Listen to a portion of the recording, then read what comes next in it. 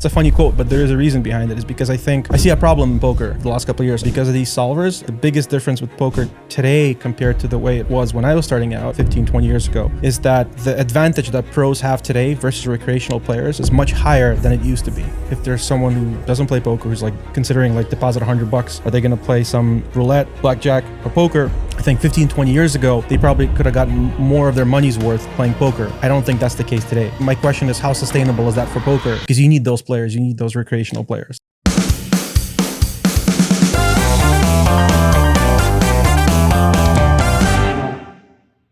Welcome everyone to another episode of the Flow Show. Today live in the studio, we have my man Eugene Katchalov, who has been on before, also been a guest on the GG Millions. Look forward to checking in with him on what's going on, as well as a shout out to Karate Combat, who is our official sponsor. Have a big event here in Miami, January 24th. Going to want to check that out.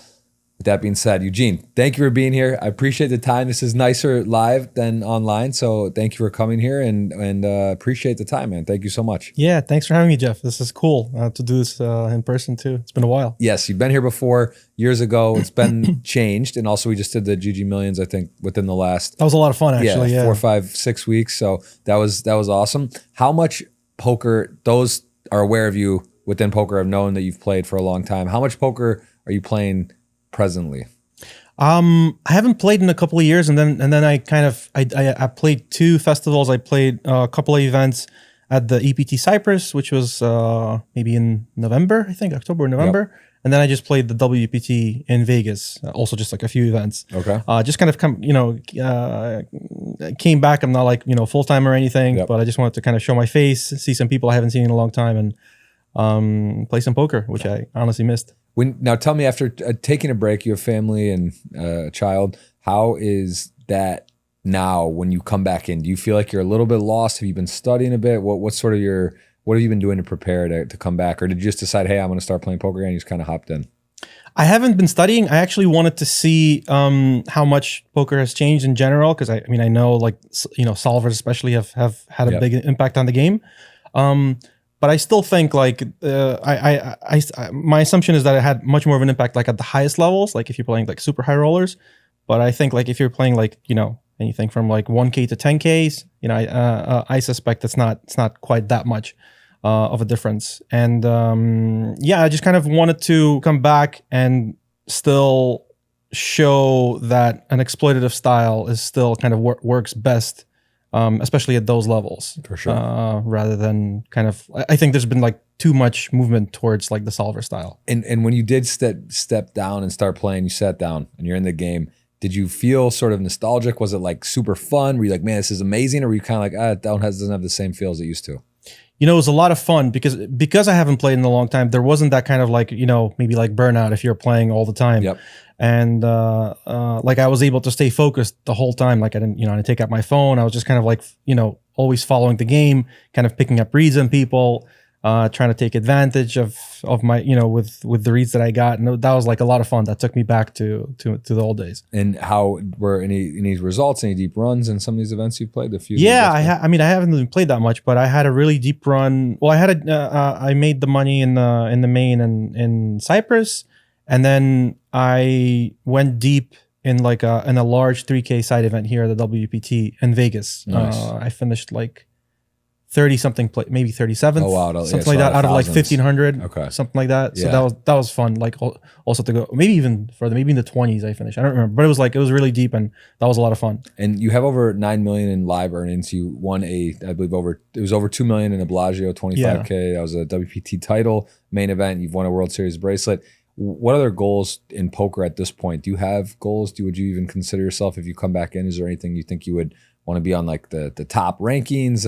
Give me something that would motivate you in poker. I don't think it's realistic for me to be in the top rankings because I'm not competing for that. I'm not coming back as a professional poker player. I'm kind of coming back to more from the business side because I'm kind of coming back into poker. And again, I just want to show to others through content creation, like what made poker fun for me in the first place.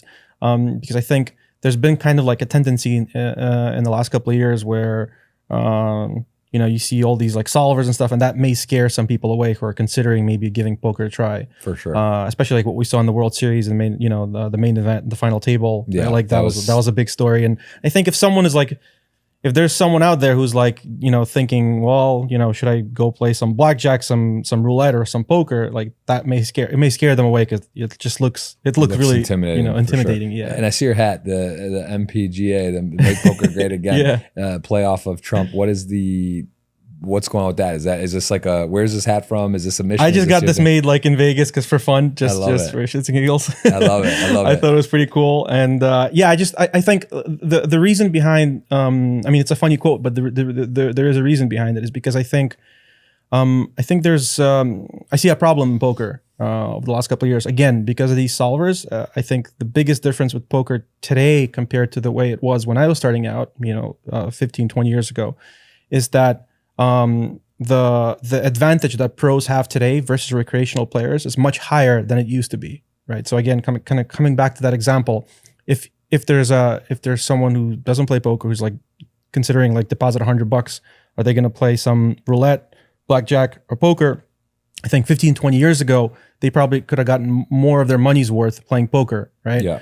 I don't think that's the case today. I think that they may get more of their money's worth in casino games, and I guess my question is, how sustainable is that for poker? Because you need those players, you need those recreational players. I will say I agree, except the difference I think at the bottom sort of starting out level, people are better if they put a bit of effort into it, like a little bit of effort, because now with the starting hands and so much information, there's coaching, there's platforms, there's charts. Starting, like back in the day when we used to play live, you'd see stuff like Jack 6 offsuit under the gun. People are playing any cards anywhere. And now I think like if someone's trying and they have a general idea and they've looked at some charts and kind of put a little time into it, the overall intro level is a lot better, right? Because you see less just completely. If you play good ranges, right? If you're starting the right spots, playing the right hands, you're gonna avoid a lot of problems as well. I agree. So, but then you need that plank of someone who's actually wants to learn, and someone who's actually cares enough to learn. But then then it's like, what is the difference between poker players and people who just play casino games, right? Like the casino, there's much more thinking involved. Like if you take a slot machine, it's just constant adrenaline, but there's no thinking. Then like take a game like blackjack, there's a little bit of thinking involved. There's a little bit of decision making. Poker is like an extreme version, right? Of where there's a lot of thinking involved. So then, of course, people who like to think, then they're going to be attracted to poker regardless. But my question is, how do you attract those players maybe who would normally not be attracted to poker because it may seem so complicated? And then also, how do you make the game such that that pros don't have an overwhelming edge against the recreationals? It's kind of like the same thing. Like if you go to a casino and play, there's a reason why casinos have a small edge against players. They don't have like a huge edge, right? Because if let's say they had like a 30% edge in blackjack, like nobody would play because you don't have the illusion of parlay sports betting, right? Yeah, like that, you need to have that illusion of the chance to win. And I think it's kind of the same thing in poker. I think what made poker wonderful is that anybody could sit down for the first time and play with Phil Ivey and still beat him, essentially, right? But if that's becoming less and less the case, then poker is kind of moving into the direction of something like backgammon or chess, right? Like where pros just have an overwhelming edge, and I think that's a problem. So I think those things, it kind of has to be brought back into more of an equilibrium. And how important is it to you? And poker's been good to you. You're from Ukraine. I believe you're sponsored by Poker Stars. You won $100K for 1.5 million. You've won bracelet, won WPT, played for a living. Do you feel some sort of, I don't want to say it owes it to you, but do you feel passionate about wanting to make the game, fun again, make it great again, to put time into that? Or is that something just going to be really casually a hobby? What do you think you might do, or would you want to do if you could just today say, you know what, I have all the time in the world. Like I'm sad. I just want to like help poker. What would you do to make poker great again? What do you think you could do? I've always loved poker. Even when I didn't want to play it professionally. At some, like after about 2016, I wanted to do something else. I've always enjoyed the game. I wanted to play it recreationally myself, more for fun. But now I just want to see if I can kind of create a better bridge. To bring new players into poker that perhaps may consider poker a little too slow and a little bit too boring. So how, in comparison with casino games, so how do you bring those players in? That's kind of my focus. And what would you like to do specifically if you were to take a larger role again in poker, or be more involved? What would be exciting to you? Is it on the business side? Would it be playing more? Would it be helping? It's both. It's kind of both. I'm going to be probably creating a lot of content, just kind of showing why I enjoy the game. Playing a bit more. I'm not going to be playing full time or anything, but I'm going to be playing a little bit more.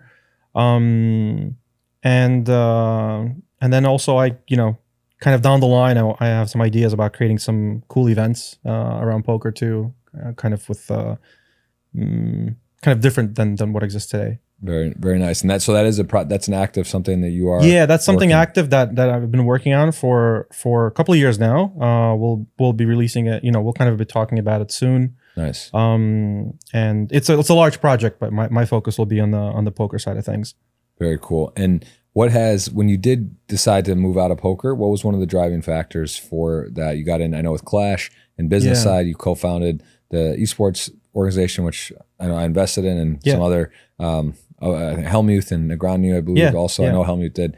And tell me, like, what actually spurred that? Was it you? Was it your partner? Sure. Why? What made you go that direction? I think it was in around 2015, 2016. I just kind of started thinking, do I want to play poker professionally the rest of my life? Like when I'm 50, when I'm 60? And like the answer was no for me. Like, again, I just wanted to kind of play it for fun, but not as a way to earn a living.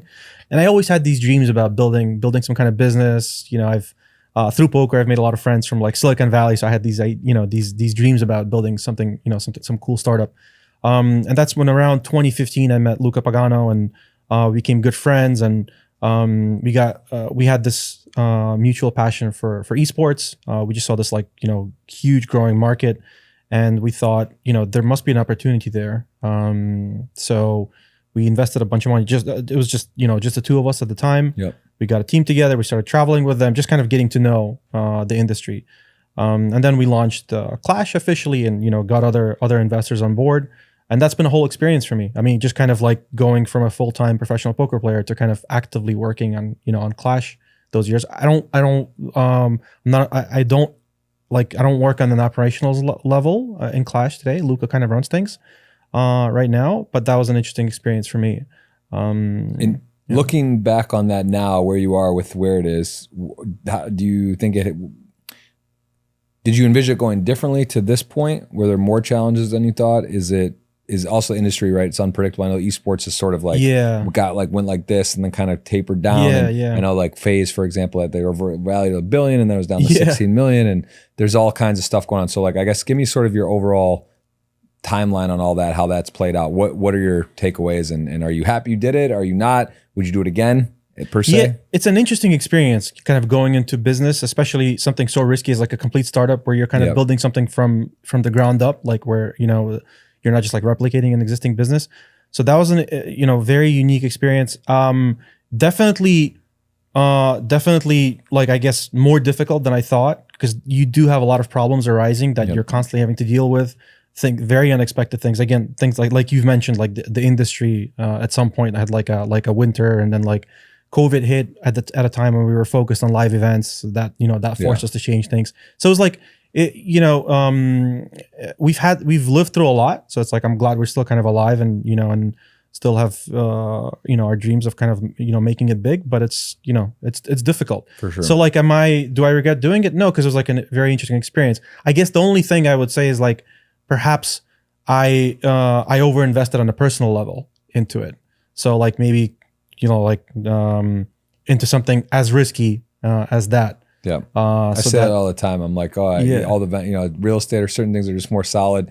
Do a lot of venture and different investments, and it is kind of it's a lot of risk, right? It's also, to be fair, they say you should take more risk when you're younger. Because as you get older now, a little bit, it's like when you have like a family, it's like similar to poker. You start out with poker and free rolls, or $50 deposits, $100 deposits, or whatever, and then if you started today in poker and you had your whatever net worth you have, it's like more risky, right? It's like, all right, well, now I want to play bigger, but I'm risking more and whatever. So that I think is interesting, and I think it is good to take risk, and I'm sure you've learned a lot, met a lot of people, and also it's probably interesting to a raising money wise, right? Like, even like Phil, I know remember when we were talking about it, and he came in, he's like, there's people like based on your reputation, your name, people are like, exactly, like willing to invest in you. Yeah. And although that's exciting, that's also a lot of pressure. Because I don't want to let people down. Right. Like that was a whole experience for 2 years. I just went like around pitching. I pitched over 100 people, I think, and I got, some great investors like you guys. And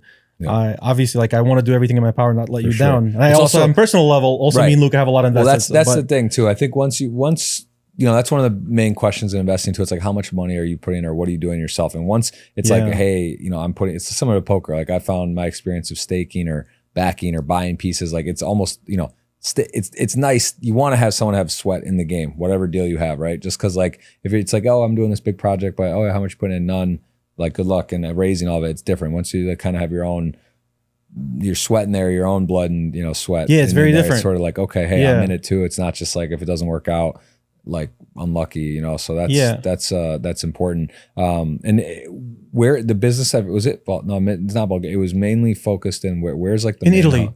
Italy's Clash is mostly Which part of Italy? We were in Italy and Spain, but right now we're mostly focused in Italy. We were based in Treviso. It's right outside of Venice. Yes. That's where we have our Clash house, our gaming house. But right now we're kind of we've moved much more into online operations. Yep. We're actively building out our platform to basically organize events in esports. And I can't really talk about it, much like in the pod, but we're considering some big partnerships with Luca right now, and perhaps even with some poker partners. So we'll see. Beautiful. Could be interesting. Yeah. Beautiful. And what is the most exciting thing this coming year? Your poker, you mentioned this project. You can't give it too much detail, but you're going to be focused on that. Are you planning to play more? Will you travel more? What does your 2025 kind of look like from scheduling? Yeah, I think I will be playing a bit more. I'm also just doing a lot of traveling. I'm traveling to also just like conferences and stuff, and like B2B conferences in the iGaming space. So it's a combination of like conferences, playing poker, also kind of building a whole team around me to do content creation. So it's kind of like that's why I'm kind of coming back and being more public and doing a lot of interviews, doing a lot of podcasts and stuff like that. Yeah, that's very cool. And tell me about Ukraine at the moment. So obviously it's been terrible war for a few years now. How has that kind of impacted you personally, but also what you've seen yourself? What is sort of some just overall, I guess, how would you break that situation down? What's going on? Yeah, I mean, it's kind of a crazy situation. I mean, I'm there because my wife has a flourishing business there. So for me, it doesn't really matter where I am. I mean, but we're there for now. I don't know how long I'll be there or whether we'll stay there, but we are there for now. It's kind of, I mean, it's weird. It's weird living in a country at war. So, but everyone's kind of adapted. Things kind of just like, move ahead. Has there been, like, from the start of the war to the level of sort of uncertainty and fear, kind of, has it gone, like, where would you say? I mean, it's kind of wavy. Like in the beginning I left, right? Like I the first 6 months I stayed in Czech Republic, and then we came back. I would say the major issues where I live, like in Kiev, is you do have the occasional kind of like missile attacks, but in the modern age, like everyone's kind of adapted. Everyone has these like Telegram channels that so there's like a warning pops up, like if there are like missiles coming or whatever, you have time to take cover or whatever.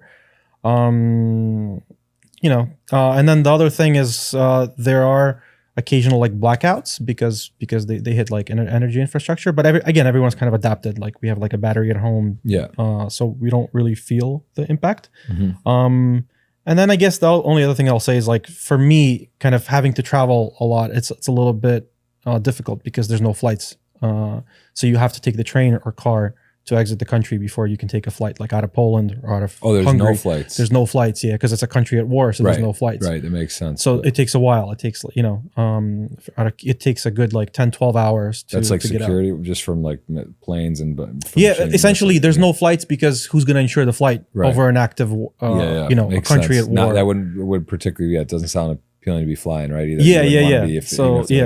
So there's literally no one flying overhead. It's kind of weird, but I'm hoping that things will and then in one way or another, fairly soon with Trump being elected. I don't know, I'm optimistic that things will come to a close. What is Trump's the perception of Trump, but also just the U.S. in general? I always find it fascinating. Someone that's like in a country, we're in our bubble, right? And you kind of hear how you feel and see and perceive the news. But how is again, I take you as an intellect, and you're in the know and in the news. Like, let's just take your sort of core group of friends and values and people that like. What are sort of like the perceptions of Trump and the U.S. As a whole right now over there? Where you mean like in Ukraine or where? Yeah, like how is Trump viewed and how? The people that I'm around with, everyone's kind of. Everyone wants this thing to be over already in any way possible, and I think the way they see it, they see a chance for this to be over with Trump, whereas with the other side, it would just keep going and going, and it wouldn't come to any conclusion except that more men would die. So it's like, what's the point? Yeah.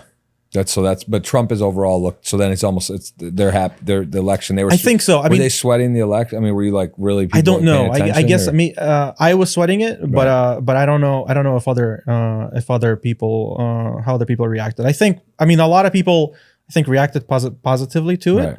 Right. But it was. But at the same time, they don't really talk about it publicly, like right. But it was aware that there was it would of course impact the war. Everyone knows that the main thing that's going to impact the war is what the U.S. decides. Everyone understands the U.S. holds all the cards here, so it's like one way or another, right? For sure. Okay, makes sense. And your timeline from poker, you spent how many years actually did you play professionally? Was it like 10 or 12? So I started playing in 03. I would say I started playing professionally maybe 04, 05. And I played until 16. So 11, 12 years professionally. And then from 2016, I was still an ambassador for a local poker site in Ukraine for a little while. I played a little bit here and there, but it wasn't like professionally anymore because I was focused on ClubGG. How popular is poker in Ukraine at the moment? Poker is pretty big. Right now, again, they've tried organizing a couple events, but they can't really organize anything big again because of safety concerns.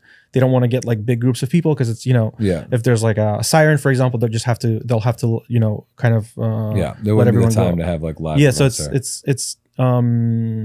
it's strange, but poker is big, really big. A lot of people still recognize me in Ukraine, and poker. It's the type of game that that people from the Ukrainian culture like. And it's not outlawed. It's like not great. It's illegal to play. It is legal to play on GG and other sites. There is pretty open? On all sites, it's legal to play. There's also some live clubs that are legal. Nice. And what about the sports there? So are sports continuing as normal or no? How does it work with like clubs and stuff? Because they play in like Champions League or Europa League. I think they do. I don't follow it that closely. I know the main stadium in Kiev is not operational. So it's a huge stadium, but that's not operational. So I don't know if they play in Ukraine. Maybe I just don't follow. They might have something where they're having to play away. I know they play somewhere. Yeah. So maybe just not in the main stadium, but somewhere around the country they do play. Got it. Because I have a friend who's actually like a professional soccer player. Okay. But I'm not sure. That's like the sports leagues are going. Like they still have their leagues. The teams are playing. And stuff for the most part. Just not. Yeah. It's not maybe in the main one. Makes sense. Yeah. And how is being a dad? How has this changed? I'm not a dad yet. I thought you had a daughter. Yeah. Really? I'm mistaken. Yeah, it's okay. Sorry. It's okay. Yeah, we're working on it. I'm hoping to have kids soon. But you've been married for what? I've been married. We've been together for 10 years. But I literally thought we spoke. Must be confused. I'm obviously confused, but I thought you had a child. Okay, so what would you like to? You are trying to become. Yeah. I would love to be a dad. Okay. Yeah. Wow, that's for some reason I just completely had that backwards. I think maybe if I had a kid, maybe a little more difficult to live in Kiev because of like, I guess, kind of living in a war zone. But yeah, I don't know. And if you would you still travel a lot? Like, is that something when you have kids? Would you'd want to do? So you're in on this poker thing. You're back on like some sort of poker content. This is an important project that I'm focused on. Yeah, so it's like it's full time. If I have kids, we'll definitely have help with my wife. We'll have like a babysitter or something. So So you're all right. So poker, you're officially like, this is you are coming out of sort of retirement, semi-pro. Yeah, not like a pro, but like, I'll be around. I'm not like going to every stop or anything like that. And what are you spending most of your time on then in your free time? What have you been spending on it other than Clash and business? What in this poker project? What are some other things that you like to do or that you spend time on in your free time? Just kind of hanging out with my wife. We always come here, for New Year's to visit my mom. Nice. I had a really cool experience right before New Year's, and in the beginning of December, I went to North Carolina to this beautiful retreat center, and I did like a week of a silent retreat. Oh, was for it a week? Vipassana? It wasn't Vipassana, but it's something similar. Okay, I've done that for 10 days. One of the ones. It was in south of Dallas, but they have them in North Carolina. They have them all over, and how was it for you? Big. I mean, I probably wouldn't have a podcast if it wasn't for that. Like that was like where I really did a lot of thinking, clarity, had a lot of ideas, came out of it really inspired, and it was life changing. I think it was just cool. So ridiculous. Like how I just did not talk. It's just you and your thoughts, right? Yeah, it really is like an out of body experience. Like at the end of it, I felt like I was high. And I don't do drugs, but I've tried, experimented before, and had similar feelings to like it's kind of like out of body. It really was like a wow. Like it's kind of like a psychedelic experience in some ways. Yeah, that's how I would describe. That's kind of what got me interested actually into it, because I had I don't really do drugs, but then like some years ago I've tried like a psychedelic, and like that opened my mind up, and I got really, really interested in I didn't expect it though, but it was the exact same feeling. Like at the very end, it was like the same feeling I had doing that, which I thought was incredible. Just great. My wife also did it, and she said the same. So we had like the same experience. And it was men and women were separated, but we could see them. Like we go to like in the temple, and it would be meditation. Go to bed at like 6 p.m., wake up at 4 a.m. Could walk around. There's no talking, no writing, no reading, no cell phone, all that. So yeah. So you would do it again, or it was like I've done it twice. Okay. I did it last year, and I did it this year. Exactly a week, or was it? It was exactly a week. Okay. Yeah, and I think mine was 10 days, but it's a lot. I mean, a lot of people were there, and like you were told not to look people in the eyes, because that's a big form of communication as well, obviously. Yeah. So everyone's just kind of walking around ignoring each other. Yeah. And it's just I turned off my phone, so I don't like communicate with. We turned our phones completely off, and it's just you and your thoughts. And so what do you guys during the day? Was it like kind of meditation stuff too, or it was like meditation, a lot of meditation, some practices and stuff. There was some talks from like the guide. But yeah, it's just like kind of like an internal inquiry. Thinking back on it really is intense. Like it's not forever. It's hard to do. To sit there, they got to eat. You're like in a room really with hard. You're eating. You don't look. You don't talk. And that's like I actually know. I believe Tony Gregg did it for 30 days, and I think 30 days, and that was a bit like maybe too much in general. But I know they have like 10-day, 30, 3-day, 5-day. I think if I did it again, I'd do like a 5 or something. Nowadays with kids, it would be hard. I think to be just off the grid for 10 days with no like idea of what's happening. I think that would be a little bit overwhelming. But it's the only time we actually get a chance to experience something like that, like, where you're completely offline, because we're always so connected. We're always so focused on the external things. We never actually get to the present moment. I really have now I'm officially like, I was always too much on my phone, but I really do feel that it is, it's hard to take 10, 15 minutes a day. And like, that's when I know I'm doing too much. And I'm like, okay, I can't take 10 minutes, 15 and just like sit still and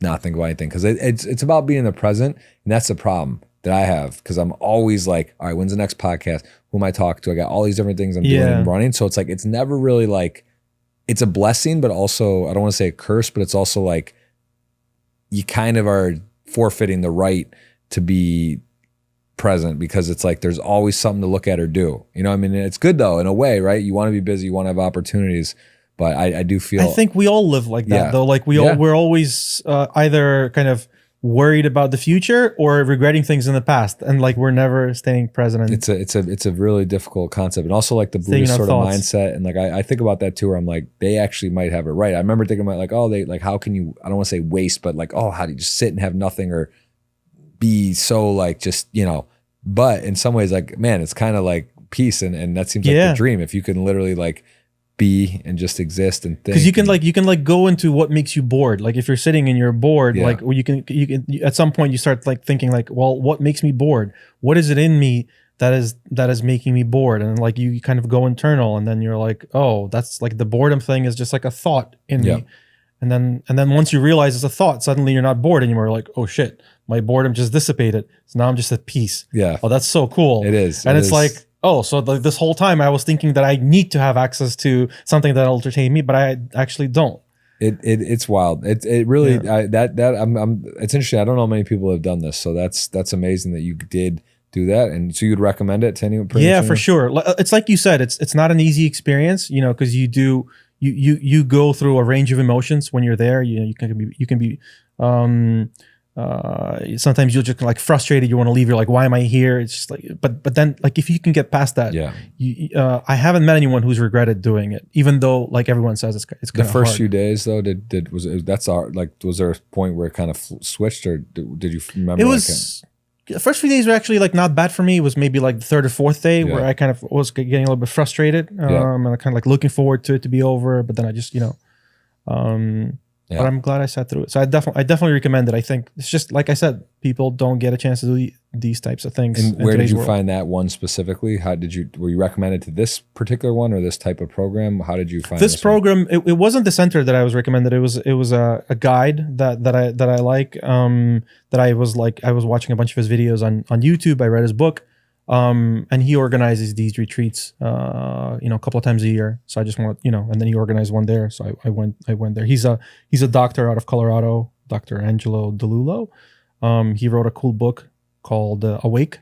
Mm-hmm. And what I like about it is, it's about non-duality. I don't know if you know what that is, but it's like, what I like about it is kind of like, there's no one telling you, no one is like kind of telling you to believe in anything or how things are. It's just they're more like pointing for you to see things inside of you that you may miss, normally, and that's it. Like it's not like a curriculum, a religious kind of thing where they're like telling you how it's like. So I like that. It's just a place where you can explore things for yourself and find your own truth for yourself. And how about in Ukraine in general, do you play paddle or padel? Have you heard this game? Do you play this? I don't play it. I actually play badminton a couple of times, once in a while with a couple of friends, some couples. But I do want to play paddle at some point. Because I'm a partner in a large sport complex in New York. Okay. And we have a paddle room there. So like I'm always like meaning like when I'm there next. I actually want to. It's amazing. Get a chance it's amazing to play. game. I hear it's a lot of fun. It's gotten crazy here. Is there courts in Ukraine, or is that not a thing over there really? I think there are. I just haven't. Just sort of starting played. maybe a little bit. I should give it a try. Yeah, it's an amazing game. What is your favorite thing to do for exercise, and do you lift or do you play? I go to the gym a lot. I try to go to the gym, 4 or 5 times a week. Nice. So I think that's really important, especially as you age. I think it's important to grow muscles, because your bones get weaker, and it's just really, really healthy. So I just kind of lift, and I like that. And your perception of poker today versus when you started playing back then, what is it? What is your biggest notice now? You mentioned solvers and this type of thing, but would you say that people are less present at the table? Did you feel outmatched a little, or like a computer? Did you feel almost like you kind of picked up where you left off and you just felt like? I think there's a much bigger difference now with offline and online poker than there used to be. Like I am very optimistic on offline poker. I think that's going to continue to grow, and I think, that's fine, but I'm pessimistic on online poker as it is today. I think online poker will kind of have to evolve, will have to change, because there are too many problems with bots, with real-time assistance tools. And it's always like one step forward, two back, this type of thing, where although the numbers are up, people love poker. There's like the mystery bounty. There's cool different variations, iterations. Yeah, the variations are good, but I think those will have, something has to change, because the way online poker is today, I just don't think it's sustainable. Just because I don't know how you combat the again, like the bots and the real time. What would be your advice to someone right now? They're saying, I know you got this program, this stuff you're going to be doing, right? Maybe it has something to do with this, but like today, someone's watching. They're like, you know what? I'm in Ukraine. I want to be a professional poker player. Like, what would you tell them? It's hard being a professional poker player. I don't want to give anybody kind of an illusion that it's easy. Very few people actually are able to make it. I think certainly you still can, and certainly it's a very different playing field than it was when me and you were starting out, when there were no tools like there are today. But you know, I think anyone can do it, but then you really have to apply yourself. And I would say the main thing about it is, don't look at it as a way to make money. Like, you have to really love the game. If you don't love the game, you're not going to be successful at it, because it's like, it's not something that you can just learn and do on autopilot. I mean, because you won't be able to make a living that way. What is one thing you would change about professional poker? One thing I would change about professional poker, I don't know if I have something like that. Like, you know, like there's Big Blind Annie, or maybe it's the scheduling that the tournaments are too tight to, just in general, like as the overall as just like as for poker professional, like what like could do. I saw recently Jason Kuhn tweeted something about like having like an old timers poker thing, like where poker, can we make a tournament that starts like at 9 a.m. and finishes at 5 p.m. That'd be kind of cool, right? You know, not have it start at noon and finish at midnight, right? But actually have like a more reasonable starting time. Yeah, have more almost like a fan, like towards the exactly this demographic, like a job, yeah, kind of. It is interesting. That is funny how they don't really do that. Yeah. What about some of the players you admire who have influenced you in your career? Who are some of those people? I mean, I think Phil Ivey's always been like #1 for me. Just because I feel like I've learned a lot from him. I think like the one example that comes for me from Phil Ivey that when I used to watch him play a lot is the one thing that's, I would say, the most important to be a professional poker player is knowing how to lose. If you don't know how to lose, you won't make it, right? Like, it's like, how do you handle losses? Yep. And I've always remember when watching, like when Phil Ivey sits down to play, it's like, I remember if he starts losing, he just quits. And then if he's winning, he never quits. And I think that's, most people do the opposite. Never walk away from a heater. Yeah. But it's my dad told me this, and I agree with this a lot. It's like, he always would say that win as if you expect it and lose as if you like it. And I think that's a big thing, to be able to sort of not show the frustration or show emotion so much, right? It's, of course, we're humans and you want to be, you can show some emotion, but like if you're actually in a cash game, there's one thing to like be upset or like, it's a huge moment, but it's another to kind of like, berate people or throw stuff or be like that. Yeah. Like there's, there's different levels, and we see it all. Like it's shocking even today. You'll see people in like home games or at casinos, and they're like yelling at the dealer and cursing them, or they're throwing stuff. I've seen that a lot, unfortunately. And like, but it's like, but at some point, like, we're still kind of humans, and we still get emotional at the poker table. But it's like, it's almost like a hack if you can realize that if you're sitting down to play in a poker game, and if you start, let's say me and you start playing, right, and let's say I lose $100 to you, right, and then the next hand I win $50 from you, but I don't look at that as a win. I look at it like I made back the money that part of the money that I lost. Yeah. It doesn't feel like a win, right? So that's one thing. But like but let's say if you come back next session and I win that same $50 from you, now it feels like a win. Meanwhile, nothing really different happened. Right. And the other important thing is, like, again, the same scenario. Let's say me and you are playing poker, and I'm down 100, you're up 100. You're feeling good because you're winning money, right? So you're feeling optimistic. Whereas I'm trying to get even, and I'm probably gambling a little bit more than I should. So I'm playing worse. So essentially, like, it's just like about realizing that when you're losing, you're likely to play a little bit worse than when you're winning. Yeah, it's also like that Phil Lockman had that term, upstuck. You're kind of upstuck. Yeah, like, yeah. If you're in a tournament, you're chip leader, you lose 30% stack. It feels like the world's ending. But meanwhile, someone who's like down to 10 blinds and they double and they're back of the pack, but it's all meant. There's so much psychology in poker. It's all the battle with yourself. Yeah, the type of stuff about really being able, every hand's a puzzle. It's similar. And that's why I always say this in life, and I want to ask you, that's one of the questions I'll have, is about what you've been able to apply in poker into life and business. But I just think it's sort of cliche and corny, but it's sort of true. Like, it's like, every day stuff's happening. People are getting sick, or this happens, you get a flat tire, or, you have some crazy shit happens.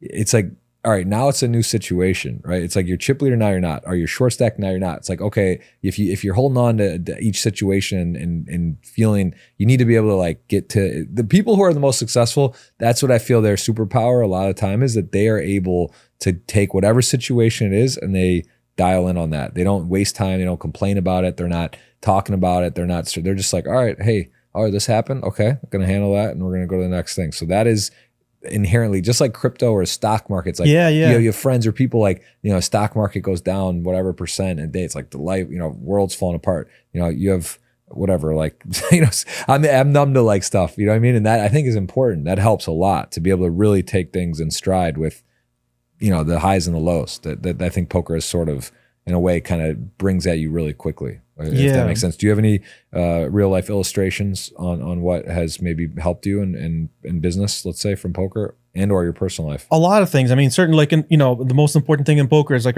reading your opponents, figuring out, what at least how they're thinking about the game, and then trying to take advantage of them, or tell them a story that you want them to believe or not. So I think in business, kind of the same thing happens, whether it's with your competitors or with your customers. It's like it's so important to know both of them.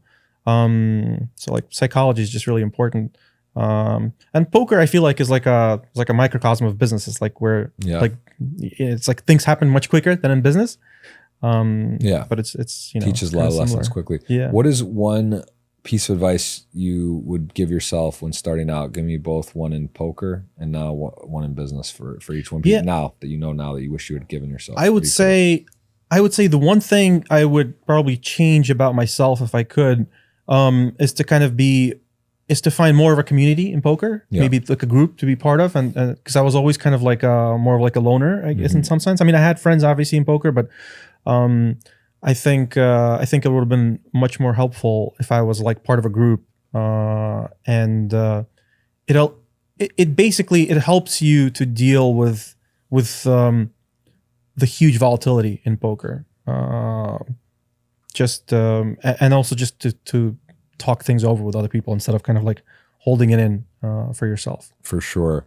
And how about one of the moments that stands out for you, and would you define in your career in poker and success? Is there like a crowning moment that really just sort of, you look back now and you're like, wow, I'll never forget that. That was the most special, whether it was the World Series bracelet first win or of course the WPT, the biggest score. You also won 100K for 1.5 million. We were talking about that before the show about high rollers and how they're now, prevalent. They're everywhere. They're all over the place now. But at the time, it was like the first one, one of the first ones. Yeah. I think it was actually the high roller, the 100K, simply because, there's like a little backstory to it. Like Daniel was, asking me if I want to join Poker Stars at a time, and I was like, oh, maybe. I was like, what do I need? He's like, you got to win something. And then they announced this 100K in PCA. I was like, all right, I'll play that. And then, we make it to the final table, and then I get heads up with Daniel, and I beat Daniel heads up. So like, it was like awesome. Straight out of a movie. And he was like happy for me, and then Poker Stars signed me like 2 months later. So that was really cool. What year was that? That was 2011. Wow. So yeah, that was, I played some 100Ks, cashed a few, not cashed a few. It's definitely one of those ones where, usually I'm either selling pieces or have some deals in those, or at least for myself. But I just, those are, when you bust one of those, they hurt, but like when cashing them or having a deep run, those are super special, because it really does feel like the major leagues, right? Like it's like, everyone in poker, it's different than the major sporting, NBA and NASCAR or F1, tennis. Like it is open, it's available to everyone, but at some point you are pricing a lot of people out, and that is like the distinction to the big leagues. And to actually win, yourself, you won that.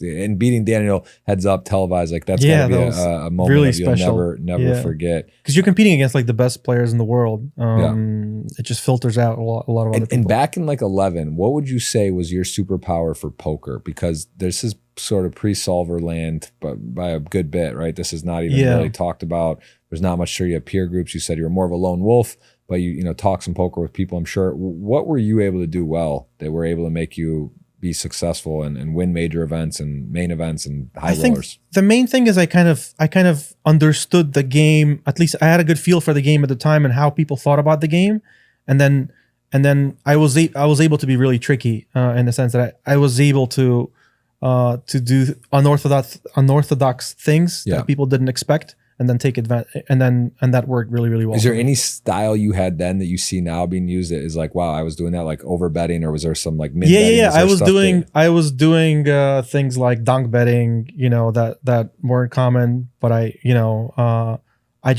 always saw that or open limping. Also, I was doing things like that, especially like when I was short. Like I developed my own strategy for that, and then you do see some of that now. But I just the reason I like those unorthodox things is because people didn't know how to react to them. Right. Like people are so used to kind of going through the motions, but when it's something like that, they just don't know how to react. Yeah. And especially the weaker players, they may consider that as they may throw that into like the bucket of like weakness if you're like limping or donking, like you would never do it with this hand or whatever. So it's like those things I really like. It is fun where it feels like there's a big enough canvas in poker where you can kind of get creative and still try some sort of interesting things now that are, if you have a good understanding of the game that you can do. Like I have a good friend now that I've become friendly with he does like a lot of min betting. Like he'll literally just like min bet, like at whatever. And then these like big main events, right? People just fold all the time and stuff. Like you get away with a lot and then you can go from there. But just sort of like that type of stuff. I think it's cool when someone is doing outside of the box things and having great results. People don't know how to react to it. And it looks like, and then it's by the time, you kind of see what's happening. It's like, you don't really have a way of, I remember there was someone I played with, I'm gonna forget his name, but he would do like these, he had won a WBT or two. You might know his name. It's probably in like 17, 18, 19. But like he would do these like 10x opens like all the time. He would just open like 10x. Well, okay. Like, what I mean? But it was just like super bizarre, right? So it's like, it obviously depends which stage of the tournament and the antes and what's going on. But, he would do these like unorthodox things. And he'd have his regular range, like queens he'd do it with, or if he had ace 4 suited or he had jack 10 off. And it's like, you're kind of like in this weird one where like you kind of get frozen. Like, all right, I have a really good hand. Do I trap him or do I not? And then, it's just interesting. It's tough to play. Yeah. I mean, all these things, that's why I love poker is because there is no, there's no one solution to every position. Yep. There's just, it's very, very situational. And especially, and if you do things that are unorthodox, you create an image of yourself that is very different. People don't know how to react to you. And then if you're good enough to take advantage of that, then you can make much more equity than you would with like just like standard normal play. For sure. And we did the commentary on GG Millions. That was Tuesdays. Got to give a shout out to GG Million. That's on 1:45 Eastern on Tuesdays. Do you like commentary? Is that something you would like? Would you like to do more of that in theory? Yeah, like we can do that type of stuff. Yeah, that was a lot of fun. Yeah. Do you find that helps you to get better? Like, is it like almost a forced study session, or do you not look at it that way? I do look at it like that because that's the way I remember learning myself. When I was coming up in poker. Again, there were no tools, but what I used to actively do is like watch great players play. And there wasn't like a thing like GG Millions. There were very few final tables that you could watch, but the ones that were available, I would watch them regularly as kind of like as homework, just to see what they do, what kind of moves people do, and doing that GG Millions poker, with you was great because you have like all the top players in the world essentially, and I learn a lot. You pick up things that you normally don't even notice, and you're like, wow, that's so cool. So it's like both fun and like a learning experience for me. For sure. And tell me about your college. You went to, I believe, NYU. I went to NYU, Stern School of Business. Yeah. And what was your experience there, and how was poker being played? Would you play any like local games, home games back then? I didn't play any college games, but I was playing with friends from home. That's when I was kind of introduced to poker. It was actually towards the end of my college years. And how was that for your family when you kind of was it a secret? Were you saying I'm playing this, or did it kind of just they were cool with it? Yeah, they trusted me, and I guess that I'm smart enough to know what I'm doing, and then I was like quickly able to make just a little bit of money at it, just for like everyday expenses. So I was still living with my parents, and then as I was kind of making it up, making my way up, my parents were very supportive. My dad was like a gambler from the past anyways, like even from the Soviet Union, so he was very supportive, so it's kind of like in my blood. My mom is not, but she trusted me enough. So, and would you say, look, when you had to determine where to go, what were some factors when you broke it down on because you came straight from Ukraine, or you already over here when you went to grad school? No, I've been in the US since 91. So I was 10 years old, and then I went to college, I guess. Okay, so you were living 8 years later. You grew up where? I grew up in New York. In New York, and then you went to the NYU. I went to NYU, yeah. Okay, got it. And what was that experience like in college though? How was that school? I mean, you enjoyed it a lot? It's a great school. It was really tough, very, very competitive. I remember like the one thing that stood out for me was like there were like strict guidelines, like only 20% can get of the class can get A's, and then like 30% get B's, and then like 50% or whatever, or 60% have to get C's or lower. So it's very, very competitive school. It was like one of the best, you know, in the world. But I don't know. I never really used it for anything. I went into trading and poker in parallel. So I guess that was always in my blood. Yeah, that's and now if you could choose to go business for the next 5 years, or just kind of round play poker and say you could kind of have the same overall financial outcome, what do you think you would choose and why? I think I would choose business because for poker, I think for me to be a professional like poker player who's like, you know, making a good amount of money, it would take a lot of work for me, and there's no guarantee that I would even make it. Like it's a very different world out there now. That's why I prefer to play poker on a more recreational level. Without you want to go do your business thing, have your side project, be the and then whale. just play poker. You want to go for fun. flicking the Triton 100Ks for fun. Exactly. Like if you kind of know what you're doing, but you're like, it's okay if it doesn't work out. I'd rather be the whale, not the pro. That's the ultimate goal. Yeah. Very cool. And what about looking back, favorite stop? Give me like a favorite poker stop that you just love going to, because a lot of them are similar, right? It's just Bahamas, it's here, it's there, it's EPTs, it's this. Is there any like stop that you just loved? Honestly, it's Vegas. Okay. I've always loved Vegas. It has the best restaurants. I think some of the best restaurants in the world are in Vegas. Also, I love like the hiking in Vegas, like going to Red Rocks, and just, I don't know. I've always liked it there. So that was always my favorite. And I've been everywhere. Like I've traveled everywhere. Will you be at the WSOP this summer? Likely I will be. Yeah. Okay. I'm looking forward to it. And you're more maybe on quality events. Like you're not just you wouldn't be playing every day. It'd be like play the main, play a few. Yeah, I'm going to see. I haven't made that decision yet. Unlikely that I'll come up for like, you know, like play like a full schedule or anything, but I'll definitely try to play like the main and maybe some other bigger, you know,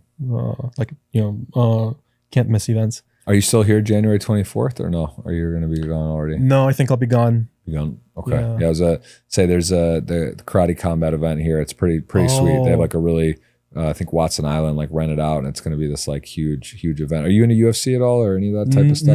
Not much, but a bunch of my friends are. Yeah, it's intense. I've gotten more into it. I mean, it is a little bit intense for me, right? Because I'm more like, I enjoy soccer or football, if you call it, and like now padel. But that's, you know, I respect the sport, and I was just curious because that's local, it's here, and it's going to be. Oh man, that would have been fun. Yeah, it's fun to go to any sporting event. Really live they're a good time. And for you, what is your most enjoyable thing you watch? Do you say you don't really follow sports? Do you have any sports you keep an eye on? I don't really follow sports. I did used to watch a lot of esports. Yeah, I still do. Like I'll watch like StarCraft 2 championships. I enjoy those a lot. What are those guys making these days, like in the esports? Did it really dip too? Like did everything kind of get corrected, or are they still some pretty big money at the top? I don't know. I don't. My numbers are a little bit out of date. Do you think esports? Do you still see esports though being like the long plan where, because it just, the numbers about kids who are playing video games and gaming seems crazy, right? But like, has it hit sort of a peak, or is it not even started in your mind? I still think there's a huge future to esports. I think everyone's just kind of struggling to figure out how to monetize it. Yeah. But I think all the kids that are into it now, I mean, at some point they're going to grow up. At some point they're going to have money, and they're going to be willing to spend it on their favorite game or whatever. And also all the statistics that I've seen, have shown that the average age of a normal sports viewer is like always rising. So I think that just shows that kind of like kids aren't watching sports to the same degree that their parents are. And I think that's because they're focused on esports. So what would be one way that you could see the monetizing be more?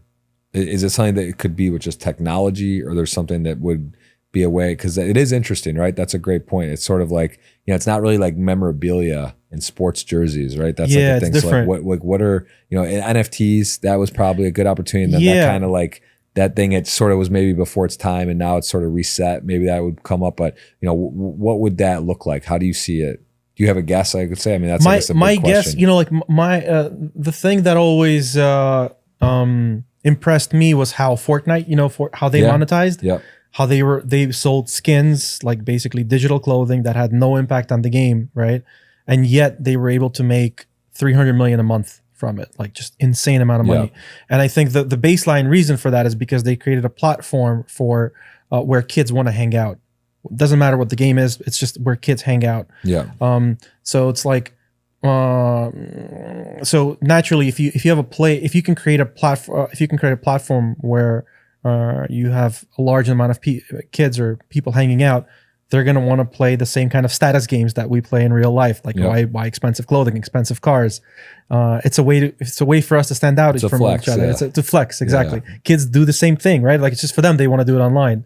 So I think that's kind of that was always our dream to kind of build a platform, a place for these kids to hang out. And then you could monetize in many different ways. That makes a lot of sense. Well, listen, I know Eugene is a 2-time guest on the show. He's looking to make poker great again. He has got some very cool projects. Where can people follow you in particular? Would you prefer, if they picked one, would it be Instagram, Twitter? What platforms? I think just both X and Instagram. Katchalov on both. I'm not super active right now, but I will be much more active soon.